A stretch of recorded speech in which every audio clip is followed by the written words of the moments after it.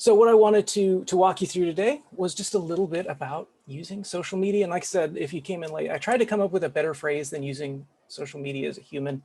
I couldn't come up with anything.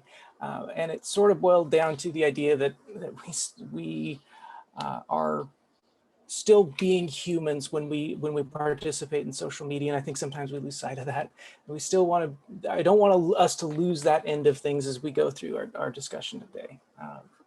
So for those of you who don't know me, by the way, my name is Patrick Schmidt. I am teaching journalism, communication, all that fun stuff. I also advise the Clarion student newspaper, and this semester I'm also advising Logos magazine. So this is something I talk a lot about with my students. And so there are going to be elements of things that I talk about with my students today, but there's also going to be things that are really specific, hopefully, to education, really specific to what we're able to do with this, and specific to helping you kind of harness the power and the energy that happens on social media platforms. So I'm going to start my chat, but I also want to start your thinking about this. And just so I can kind of gauge the room a little bit, can you throw into chat if you're comfortable sharing with, I'm not going to put any spotlights on anyone yet, but if you are comfortable sharing what social media platforms you use consistently, that would be awesome. And if it's none, just say none, that's fine too. If you're not comfortable sharing that publicly, you can also send me a direct chat, or you can just avoid that question altogether. I understand. But if you're comfortable sharing that, feel free. All right. So what qualifies me to talk about this? Now, I meet the definition of social media expert. Okay. Which is I'm a human being and I have at least 2 followers. Beyond that, we'll talk a little bit about me and kind of what I do. It's at a certain point, but I also wanted to let you know that this is a growing field, a changing field. This is still kind of new for us as internet users, as people who do this kind of stuff. The challenge is real, and I'm still learning. So I may not have all the answers, but I will do my best today to talk about some of it at least. So I'm going to try to answer 6 questions for you today. And this should not be a surprise coming from the journalism perspective here, which is I'm going to try to answer your 5 W's and your H. Okay? Your who, your what, your when, your where, your why, your how. Right? So those are the questions we're going to try to answer today. And the first question, I think that's the most important question to answer for us as educators, social media, either novices or experts, is why, right? Why would we ever want to use social media? What's the benefit for us? And I think it kind of boils down to these reasons, and this is from 2018, so it's a couple of years old, but the basic reasons still stay the same. Okay? And the number 1 reason why people use social media, stay in touch with your friends. Right? And number 2, stay up to date with news and current events. And then it kind of falls off from there from some other reasons why people would use social media. But connection, let's not lose sight of connection being the number 1 reason why people use social media. And a lot of that connection is family and friends, but as professionals doing what we do, one of the nice things is professional connection. Establishing professional connections and using this to further what we do professionally, I think is really, really, really important. Okay? So that's kind of our big overarching why of what we're up to when we're trying to use social media. Some of the big reasons, and I just came up with this short, quick list, is interaction, right? Interacting with our peers, interacting with other people who are doing what we're doing, or interacting with other people who are part of our community. And when I say community, like I'm looking at everyone here, right? And the fact that we could also all be, hopefully all following each other and supporting each other and building and establishing that community. That's something that hopefully we can do. Build relationships, network. I've met so many cool people through social media who literally I've never met in person, but we will trade messages often because we're in the same career field, we're maybe at the same level, we're building those relationships and networking, and it's huge. The third one, share our knowledge. Every one of us in education is an expert in something. And it's great to share that with our students. And I think that's one thing that we can do, but we can also share our knowledge with the world. And social media gives us a great opportunity to do that. And then the fourth one is kind of a more specific niche thing, but building branding and differentiation. Like, how are you going to separate yourself from every other person who teaches the subject that you teach? And how are you going to separate yourself in a field of hundreds or thousands or millions? Social media gives you the opportunity to do that. And I will admit the last one is my weakest. Right? Building a brand is not where I've gone with social media per se yet, but that doesn't mean you couldn't, and it doesn't mean you shouldn't, because there's all kinds of great opportunities for doing that. So next on the why list, and I want to address this because I've seen a few nones come up in the chat, or maybe somebody who uses only one. Okay. This is the busy fallacy. That's my name for it. This is a quote from Steve Buttrey, who used to be the director of LSU's School of Mass Communication, or student media at LSU. He said this: I understand why people, and he's talking about Twitter here, but we can generalize to social media. I understand why people who don't use Twitter think they are too busy and don't have time for Twitter, but I understand Twitter better than they do. I'm too busy and don't have time not to use Twitter. When you use social media right, it is a time saver, not a time waster. Right? And this is something I try to impress on my students, that it does save time eventually. The hurdle might seem big at first, but the more you use it, the more you see value in it, the more efficient you become with it, the more time it saves you. And my example is that this is going to date me a little bit, but when I first started teaching, I would tell my students about my news habits, right? How I interact with news. And I would tell them every single day, I go to these 7 different news websites, and I use those 7 different news websites to figure out what's going on in my world. And that was when I started teaching. Now, I don't do that. And I tell my students, I don't do that. And I haven't done that for years. And why? Because I follow those 7 on social media. And when things happen, they come to me. And I like to think of it that way too, right? It's not that they're sharing things. No, they're coming to me. They're telling, hey, Patrick, here's something you might be interested in. You know, you followed us. Here's something you might be interested in. They're coming to me. Like I feel very, like that makes me feel good. It's not just that I follow LA Times. LA Times is coming to me and saying, here's something for you. Now, is that actually true? No. But that's kind of the idea we need to take into it, is that they're going to bring you stuff that's going to be of value, hopefully, and you're going to be able to derive value from that. And that's really, really, really nice. So that is our why, and hopefully, if you're not persuaded already, you're persuaded now, right? That there are all kinds of opportunities for using social media to further what we do and how we do it. All right, teacher time: questions, thoughts, concerns, ideas, rants, things you want to bring up before we talk about our next W. I have a question. Sure, Sarah, go ahead. You mentioned, well, first of all, I have to comment that Teresa is super productive. I'm so impressed at your laundry sorting skills. But anyway, in terms of getting information coming at you, how do you avoid like confirmation bias, where the information that's fed to you is only fed to you because it's linked to people or places that you follow? And then you're only hearing your own perspective? Like, how do you hear other perspectives?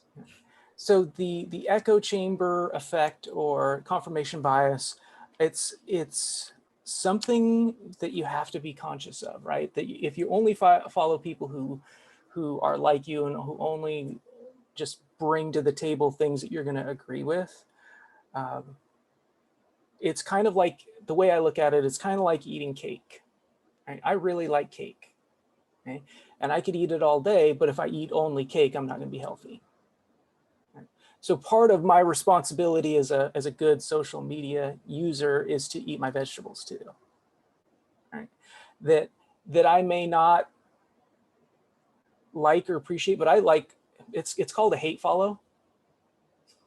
That's what I call it anyway. You follow somebody because you don't like what they have to say, but it challenges you, makes you think differently, makes you consider arguments that maybe you haven't yet. And I encourage us to do that, especially on platforms like Twitter or Instagram, where you can follow a lot of people, or Facebook pages where you can follow different groups. I think that that's an important thing to do, to engage with communities that maybe you don't fully understand, or with sides that you disagree with. It's your vegetables. And I think that even if you don't agree with it, and even if it makes you a little bit angry sometimes, I think it's worth it. Now, don't follow accounts that only make you angry, because that's not genuine. They're trolling you. They're trying to poke the bear, right? So I look for those with the balance, and not only that are, occasionally might make me stop, but will also make me think. And who that's going to be is totally dependent on who you are. Like, my politics and my beliefs totally influence how my confirmation bias works. So, yeah, go ahead. I just had a quick question. Do you have any recommendations for fact checking, maybe a hate follow, or somebody that you like that you follow? Okay, so fact checking and etc. is, it's kind of a very specific area. And one of the things I found is, I don't know if all of you are familiar with the backfire effect. How many of you are familiar with the backfire effect? Give me a reaction. No? No? Okay. All right, so let me tell you about the backfire effect. And we've studied, I say we've studied this, like I'm actually studying it, I'm not. Okay, but sociologists and communication scholars have studied when you bring your receipts, right? When you bring your facts to the table in an argument, right? What happens is not reflection very often. What often happens on the other side is rationalization, right? And what we find is, when you get in those kinds of arguments, especially in online settings, people do not consider your facts. They in fact become more entrenched in the beliefs that they already have, because you are challenging their beliefs, and our beliefs are much more difficult to change than we will ever acknowledge. And a single post or a single fact check won't do that. And so one of the things that especially in my field in journalism, we're reckoning with is if we bring the facts to the table, one of the problems with that is, if you only bring facts to the table and nothing else, people become more entrenched in the opposite belief. And if you've ever been in a Facebook argument with my uncle, that makes a whole lot of sense. And so one of the things we've got to do is, if we want to present these kinds of compelling arguments for fact-checking purposes, it's not just checking the facts and bringing in and having good sources and good attribution and all that kind of stuff. It's also, how do we make the person not feel like their beliefs and the core of who they are being attacked, because that's what brings in the backfire effect. And it's challenging. That is really challenging. But it's a good thing to think about. So I am getting a couple questions here in chat. I'm going to try to note them here and talk about them as they're going to come up in my presentation. So I've seen a couple really good questions, a couple DMs to me as well. We're going to get to them, hopefully. And if I forget, just bring them back. Because the second W I want to talk about is where. Like, what platform do we want? And I appreciate your feedback on that, because it looks like we're pretty consistent in the platforms we use. It's mostly Facebook, Twitter, Instagram, a little bit of TikTok. And this is 2019. And even in the last couple of years, this has changed. Like, where do we go? This is probably one of the most challenging questions that we have, is how do we answer the question of, where do we want to start? Where do we want to go? Where do we dip our toes in? Because there's so much. There's just so dang much. And it can be overwhelming. Like when I look at this, I'm like, no, dog, I'm out. Like, I don't want to deal with this. This is too much. And so one of the things we got to consider is, where are we going to be able to find the best communities? Right? This is a study that just came out from Pew Research Center a couple weeks ago, and they looked at social media use, and you can really break down. This is probably too small for your screen, so if you want this link, let me know. I'm happy to help you out. But Pew Research did the study about what % of men, women, and gender breakdown, Black, white, Hispanic, age, money, high school, college, or college plus education, where you live, where these various groups are congregating online. So the biggest one, the biggest social media platform, and you may not think of it as a social media platform, but it is YouTube. YouTube is by far the biggest social media platform for US adults. More people use YouTube than any other. That doesn't mean everyone has a YouTube account, but a lot of people are using YouTube. Facebook is right there second, even though Facebook has the most registered users. I mean, Facebook by far has more registered users than any other platform. Right? Then right behind them, Instagram, Pinterest, and then a bunch of others. And again, if you want this, I could literally stare at this table all day long, but I love tables, so we'll move on. And my advice is date your platform, right? And I haven't been on a date in a long time. I've been married for a while now, but I remember dates. I remember the dating scene.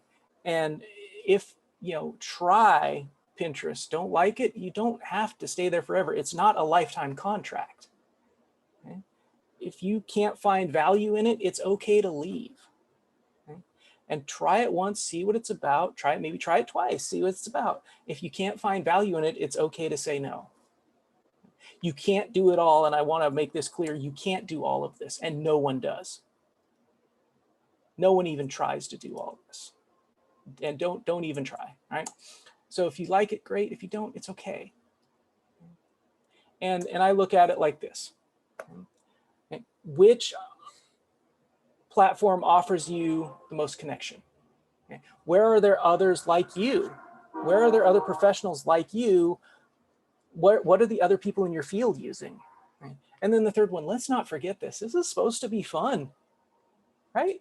Which social media platform has the most fun for you? I mean, I'm on TikTok, and it's not like I'm posting a lot of TikTok videos, but I'm on there all the time because it's so fun for me, right? That algorithm has me figured out.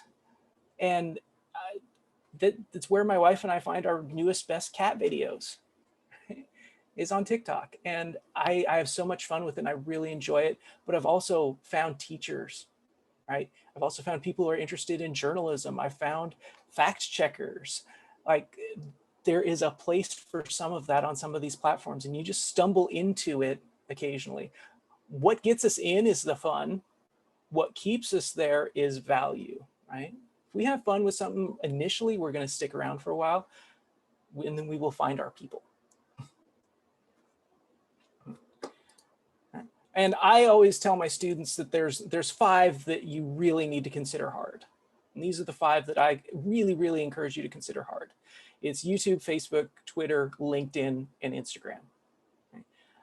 These 5, I'm really active on 2. I'm really active on 1, which is Twitter.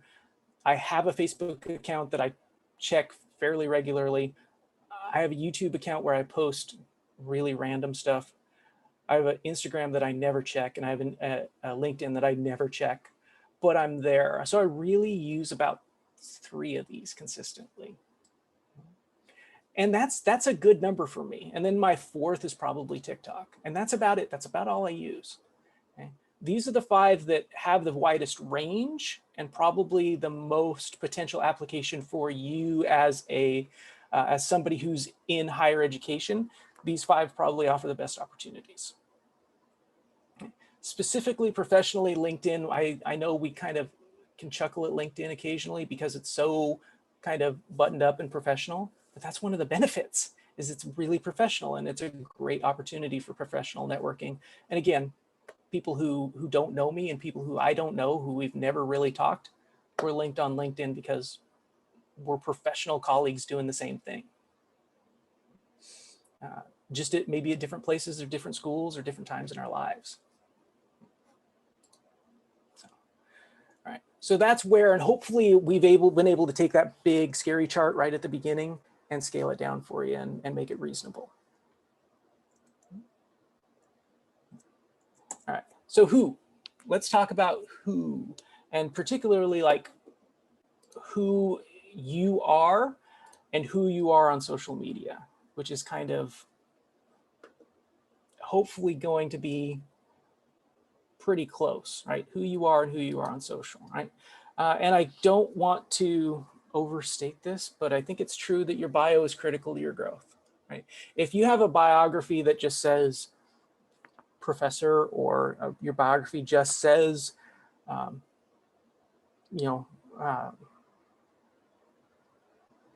administrator or something like that, it's not going to be enough to carry weight. And like, the more specific you can be in your bio, the better off you're going to be. And consistency is really critical too. And this is something, like I say, I teach this to my students all the time, is the consistency across your platforms is important. Meaning, use the same picture that you use on Twitter, on Instagram, on LinkedIn, like, and use the same username. If you can have the same username, that's part of establishing, branding that we were talking about before. If you are, like, I'm P. Schmidt on basically everything, and I'm lucky I got a weird last name. Right? I ended up really fortunate that way. I can be P. Schmidt on everything, but my photo is the same everywhere. So when you look for me, you're going to be able to find me. And then if you go looking for me on another platform, you're going to see the connection because it's going to be the same guy. You're going to see the same photo, and you're going to know, like, oh, same person, these are connected. Right? And this is me. Right? I'll follow back. And you can see, like, I'm really specific in my bio. I tag my employer, I tag the Clarion, I tag my wife, I tag another website I run, I tag my former employers.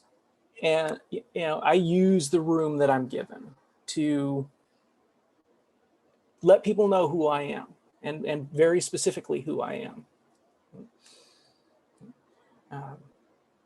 And yes, I have a Garfield minus Garfield as my header. If you don't know Garfield minus Garfield, it's so good. It's where they just remove Garfield from Garfield strips. It's so absurdist that I love it so much. But you really want to be yourself, and I want to show what is it not? It's not this, right? Okay. You want to be genuine. You don't want to try to fake who you are. The more genuine you are, the more success you're going to have, right? And I'm not there for my students. I'm not on social media for, I'm there for me, and I'm there to make these professional connections. Right? So the more I can look and play that role, the better I'm going to be. And that just means being myself. I couldn't decide between this and this. And I just hope somebody knows this movie. I hope somebody knows this reference other than me. Right? Please, somebody tell me you know this movie. Okay, this is Wayne's World. It's a very small, specific moment from Wayne's World. As somebody who lives in Covina, which is where they taped a lot of Wayne's World, like, near and dear to my heart. I couldn't choose which one I wanted to use, so I used both memes. All right. Okay. How? Actually, take a quick break. Questions. I know, like I say, I was going to come back to a couple questions that were in the chat already, but any questions before we move on?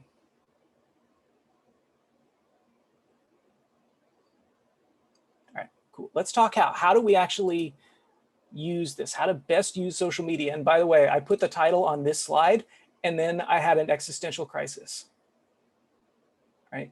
Which was how to best use social media. And I was just overwhelmed. I'm like, there's so much. And it broke my heart to try to put it down to something like this. But then I was like, but what about this? But what about this? But okay, you can take entire classes. You can spend entire semesters trying to answer this question. Right? And there's actually a class, COM 260, social media at Citrus College, that really does work to answer this question, right? How do we best use social media? And really for me, it broke down to 4 things. Okay? Interact. You've got to interact to get things rolling. So if you are on a social media platform and you're not interacting, don't expect anyone to interact with you. Right? Build relationships and networks. So following people, following accounts, following pages, like following institutions. If you're not following people, why would anyone follow you? So building that network requires investment. Sharing your knowledge. People will find, if you share good things consistently, people will find you. So if you're on a social media platform and you're not posting, what do you expect to get out of it? You got to give to receive, right? And then of course we talked a little bit about branding, and that's like second level. Once you've established yourself, then you can start establishing branding and differentiation and separating yourself from others in that way, which if you really want to get into, let me know, we'll talk. But for me, it boils down to the social media golden rule, which is interact with others the way you want to be interacted with. Right? So if you want people to like your stuff, like other people's stuff. If you want people to post about a particular topic, post about that particular topic. Okay? If you want people to follow you, follow people. That is really going to change the way that you use social media. You've got to think of it as social, right? Social first, interact, community building, that kind of stuff, right? So why is there a dog on this? This is literally, I went to type in golden rule into Google image search, and Google was like, no, you want golden retriever. And I was like, maybe I do. So that's why you see a golden retriever on this page, because Google told me I should. So that's my thought on it, is like, if you want people to do things with you, you've got to do those things with them. And especially at first, there might be more investment on your part. It's tougher to build the network than it is to maintain the network. Okay? So there is a little bit of upfront time investment cost to get that going. Okay? And I don't want to like mislead you about the kind of energy that takes, because it does. It does take energy to build something. It's much easier to maintain something than it is to build something. And that does take time. Okay? For the big platforms, Facebook, Instagram, Twitter in particular, and sometimes people have this question, the difference between a Facebook page and a Facebook profile, who can confidently say they know the difference? Give me your reaction. Okay, I'm not seeing like much of anything at all. Okay, so the difference between a Facebook page and a Facebook profile. Okay, when you sign up for Facebook, you are getting a profile. Like, this is me. This is Patrick's page. Okay, excuse me, Patrick's profile. Patrick's profile is tied to me. It's my personal one. And I'm limited, right? In having a profile, I am limited. What that means is I can only have 5,000 friends. Clearly, Facebook doesn't know me very well, because if they knew me, 5,000 it'd be closer to 50, right? Okay. I don't need that many, but some people like are social butterflies. I'm the little introvert. So Facebook profiles are you, and it's limited in the number of people who can be a part of that. A page is much more unlimited. A page is usually what we see for institutions.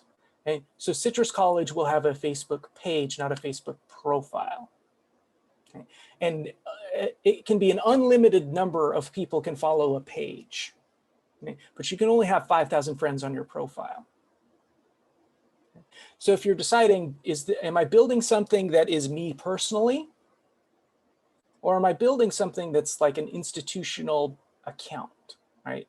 Whether it's at like Citrus College or whether you're actually building a professional page for the things that you're doing professionally, that might be a page versus a profile.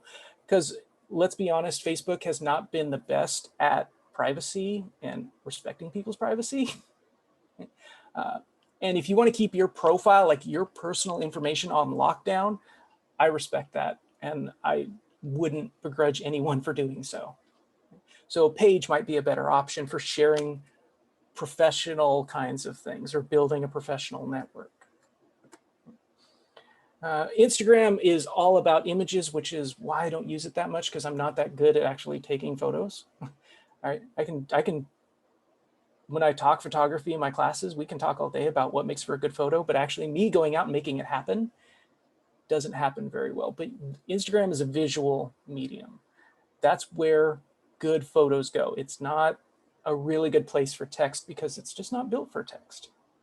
So it's an image first, image based, get people into the message through the imagery kind of place. And on Twitter, shorter means something, and I put here, you know, a Twitter limit. Y'all know how long Twitter gets to be, how long a Twitter post gets to be. What's the cutoff? Anyone know? Throwing out your social media trivia here. Is it 240? Well, I'm seeing a lot of different numbers here. Actually, 240 is closest. It's now, it used to be 140.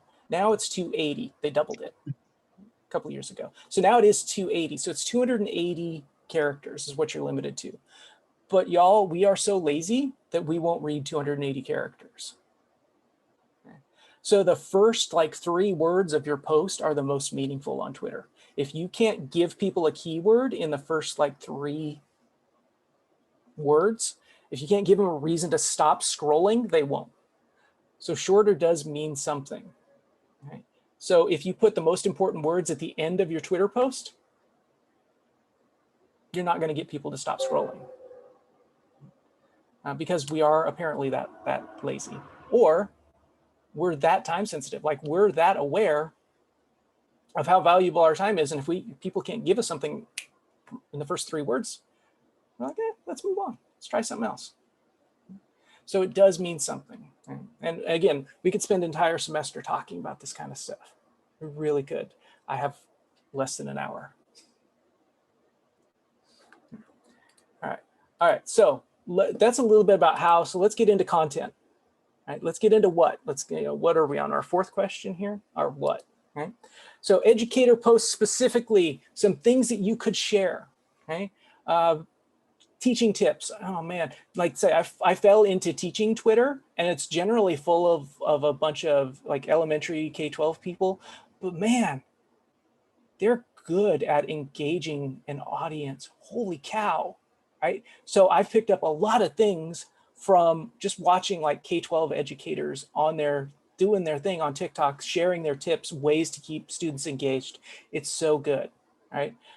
Share assignments, share sample assignments. Like, this is what I do. What do you do? Like, those kinds of things can be really valuable. Inspiration from your classroom. I just put up a tweet today talking about, I love seeing when I call this very specifically my alumni, right? People who have been through my classes, my journalism classes, and now they're out being journalists. It blows me away to see that kind of stuff. So when I saw that, I had this little moment of epiphany today. I was like, that's one of the reasons why I use Twitter, so I can see my former students go out and dominate their profession. That's so cool. So I was kind of shouting that out a little bit. Or, hey, things are going really well in your classrooms. Like, it's okay to say that. It's okay to share that. It's okay to like bring that inspiration and share those good feelings that you get. Questions, and the word here is crowdsourcing. So crowdsourcing would be, if you've got a question, using the hive mind of social media to help answer that question. So if you've encountered a problem, teaching before, chances are really, really good somebody else has also encountered that problem. And you can use other people and your network that you have built, right, to help answer that question. And then the structured chat opportunities, hashtags. So hashtag is search. Okay? That's what a hashtag is supposed to be for. Now, sometimes it's been co-opted and corrupted, but a hashtag is supposed to be, in its original incarnation, was a quick way for people to search. It was, you click on the hashtag and it brings up every post that has that hashtag on it. And it can be a really effective way to find people who are sharing the same kinds of things you are. Academic Twitter is my favorite on Twitter. If you just put hashtag academic Twitter into a search, it'll bring up all these people who are using that hashtag and all of these posts talking about academia. And if you're looking for ways to build networks or find people, very, very often it's use this hashtag in a search and find people who are sharing posts about this particular topic. And then I don't want us to forget this, having fun, right? Having fun and using, I put classroom careers Canvas, what that base, not Canvas like where classes go, but Canvas as in social media is your canvas to share things that, the fun things that are happening in your classroom, the fun things that are happening in your career. One of the most engaging things I posted recently was, so I'm in my 6th year, but last year I had my 5-year anniversary, right? And I just put up a quick, literally I was walking to the parking lot and I was just overcome with this feeling of gratitude. And I just recorded a video. It was like, hey, I'm in my 5th year at Citrus now. Thank you for everyone who's helped me get to this point. And it was literally like less than a minute video. And I just recorded it in the parking lot on my way home one day, shared it, and then drove home. And by the time I got home, like 15 minutes later, it had like 15 likes on it. It was really cute. So you can use your platforms just to kind of share those fun things and see other people doing that as well. I leave inspired. I really do. I leave inspired when I see that kind of stuff. Ah, there's another great Twitter, humanizing OL. I love that. Thank you, Sarah. That's a good one. And there's a bunch of them. And again, it takes time to find them. It's part of that initial investment in the platform to find what you're looking for. But you can get so much value from it that I think it's totally worth it. All right, let's talk a little bit beyond the post. So we've talked a little bit about what you can post, but what about beyond a single post? What can you do? The first one, reply to people who interact with you. This is the #1 thing they tell people who are trying to build like a social media influencer account, like people who are trying to become influencers. The #1 thing they tell them, interact with your audience. Right? And for us, I don't know if we specifically have an audience, but reply. Like when people talk to you, talk back, engage them. They're reaching out to you. Don't ignore that. And that's how you build network. That's how you build community. Right? Tag those relevant accounts. If you're talking about Citrus, tag Citrus. Right? Citrus wants to see that too, and that's another way you can build networking. Think visually. We talked about Instagram being a visual medium, but Facebook posts with images get 3 times the attention as posts without images. It's 3 times the attention. Twitter's very, very similar. Right? So think visually. Can you, instead of a post, maybe you can share a video. Instead of typing it out, maybe it's something you just quickly record and share from your phone. Don't let that get lost in the weeds. Right? Be consistent. And especially when you're starting out, consistency can be something simple. You know what? I'm going to do 1 post a week. Okay? I'm going to do 1 post a week. And then if you're starting to find value in it, remember I said date your platform, do that 1 post a week for a month. Right? And if you're finding value in it, 2 posts a week. If you're not finding value in it, let's try another platform. Let's see if we can do better elsewhere. But that consistency is going to give you a reason to go and a reason to go back and a reason to try. And that will give you the opportunity to make it yours. Right? Make it your own. This is your opportunity to show who you are. And I think in education, and as people who are involved in this kind of stuff and involved in teaching, involved in students' lives, I think we're doing ourselves and our students and our communities and our colleges a disservice if we limit that to only to our classrooms. I think we have to think communally, right? Beyond just what we do in our classrooms. We want to be able to share that because we're all doing such great work, right? I'm reminded every day of how lucky I am to be a part of such a great community, and not just at Citrus, but in teaching in general. Right? And why wouldn't we want to share that? That means you know, I'm getting a little verklempt right now about what that means to me. Right? So as far as engaging students, Sarah had that question about engaging students. I mean, especially if you've got a group on campus, okay, and you're thinking, hey, how can we harness social media for our particular group or our particular club on campus? I mean, the number one thing is authenticity. The number one thing is just being who you are, saying this is who we are, and owning that, and saying, if you think this is cool, come check us out. And that's the one thing about social media is they're so nichey. Social media is nichey, and it's only getting nichier. Is nichier a word? Where are my English people at? I don't know if nichier is a word or not, but it's just getting more and more. The communities are getting more and more defined and more specific. Right? And if you're bringing something to the table that taps into a specific want or specific desire or specific interest that students have, own that. Right? Yeah, own that. And just be who you are, be authentic, and that will shine through.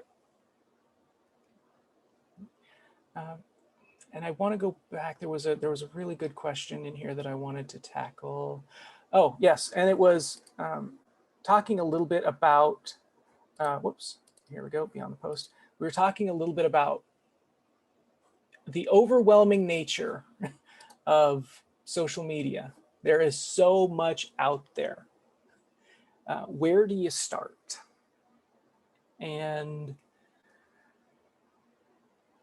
one of the things that I recommend for starting, and this is me personally, and I'm getting a little off topic here when I talk about me personally and what I do, because what I do is Twitter, and what I do is I don't just use Twitter. I use a specific tool in Twitter that helps me organize things, right? That helps me control my flow, as it were. I'm not talking about anything but, you know, the bombardment of posts that you're going to see.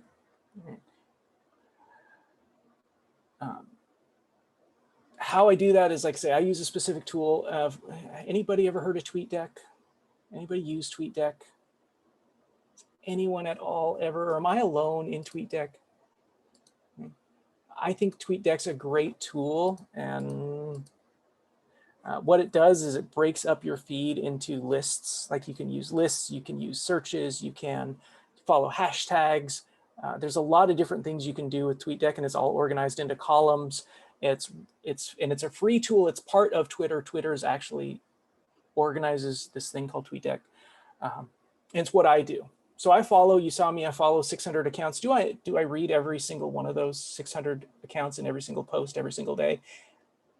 HE double hockey sticks, no, right? I don't have, no, right? But there are some people and some accounts, I want to see everything from them. So I put up a separate Twitter list, and it shows up in my Tweetdeck, and it's awesome. So part of the challenge too is also finding those accounts in your field that bring you information that's going to be relevant. Like, for example, if you're in higher education, I think one of the really good like Twitter accounts to follow or Facebook pages to follow is the Chronicle of Higher Education. And when you follow the Chronicle of Higher Education, you're going to be able to see, you know, some really relevant things in higher education. So if you follow the Chronicle of Higher Education, you're going to be finding value for your area specifically. Of course, follow Citrus College. Shout out to Sarah, follow Citrus College libraries, right? Those kinds of and I hate, hate's a strong word. I strongly dislike that Twitter, when you sign up for Twitter, one of the first things Twitter does is says, okay, you signed up for Twitter, now follow 5 accounts, and they give you some suggestions. If you really want to do this, don't follow 5. Your first day, follow 100. Your first day, follow 100 accounts. It's not like you have to look at every single post from every single account every single day. Don't let the flow overwhelm you. But if you only follow 5 accounts, don't expect to have more than 2 follow you, right? So if you want to build this community, build this interaction, you know, that's your upfront investment. Follow 100. And if they're bringing you value and you like what they do, great. If you don't, you can always unfollow.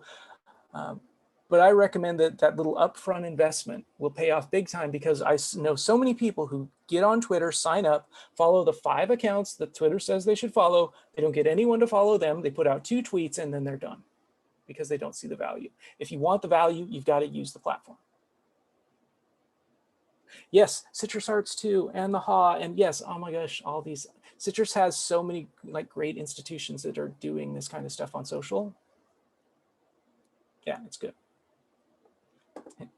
All right, last question. When? Okay, and my last meme of the day. When? How?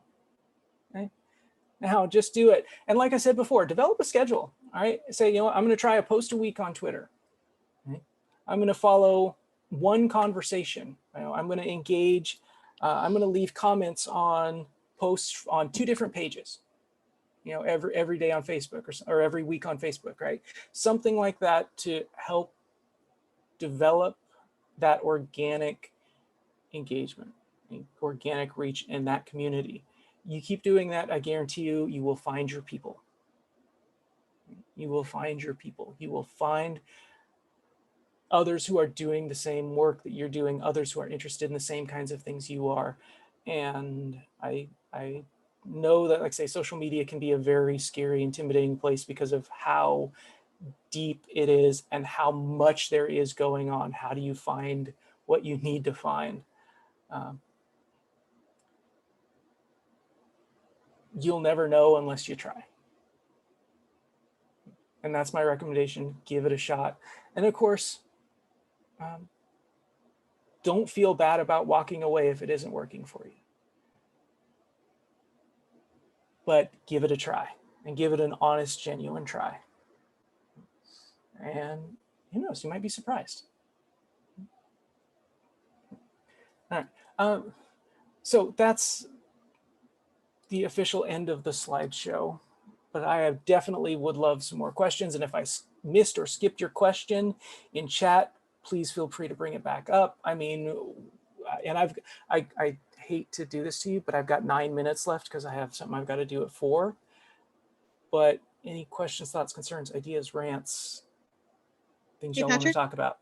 Yes, go ahead. Do you ever talk to students, or have you yourself used Hootsuite or an aggregator that lets you schedule and disseminate content that you can program in advance?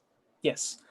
So you can use something like Hootsuite, which I talk about it with my students. We don't really use it that much, but Hootsuite is a great opportunity for once you feel like you have things that you want to schedule out consistently across platforms. Say you have an Instagram account and a Facebook page and a Twitter account that you're sharing stuff on, and you want to be able to schedule it instead of being there at 10 a.m.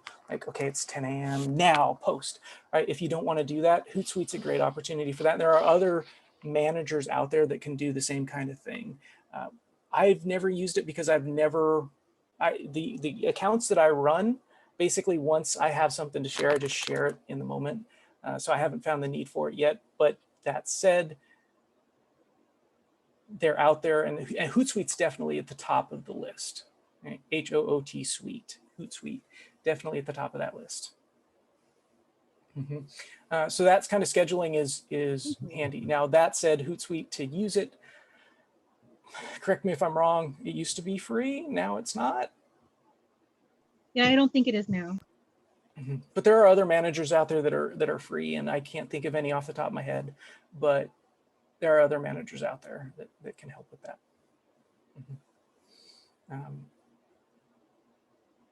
And I don't have an answer for Sarah right now. I'm sorry. I can't think of a good free one off the top of my head.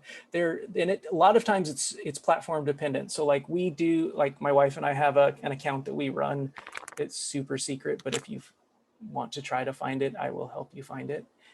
It's a tweet that we put up at midnight every day. Okay? And obviously we're not up until midnight every day. So there's a program, it's called Tweet Later, but it's only for Twitter. So if you use Tweet Later, it's free, and you lock it into your account, and you schedule a time and everything for it. It works out pretty well, but it's only one platform. So if you want to do cross-platform planning, I mean, Hootsuite's definitely at the top, but if you're at that level, hey, maybe it's worth the investment. And good question too, thank you. Appreciate that. Thanks for the answer. Yeah. Other questions, other things y'all want to talk about, other rants y'all want to have?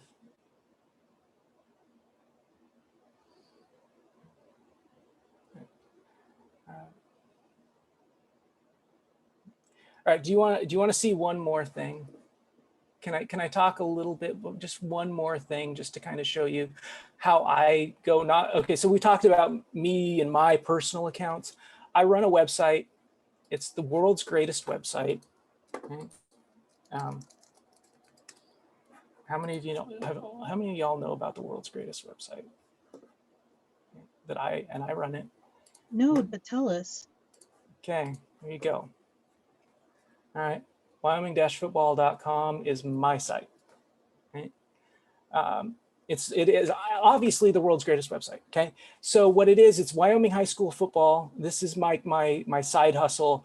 I've been following this for years. I've had this website now, one version or another of it up on the internet for 17 years.